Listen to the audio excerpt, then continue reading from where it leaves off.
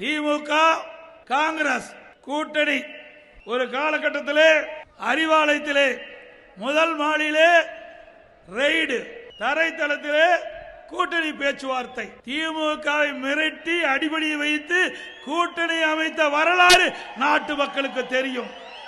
ஏற்கனவே அண்ணன் KP அவர்கள் குறிப்பிட்டதை போல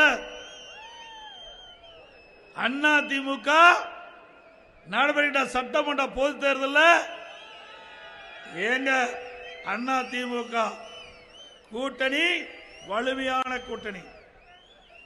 கூட்டணிக்கு அண்ணா திமுக தலைமை தாங்குது. அண்ணா திமுக ஆட்சி அமைக்குது.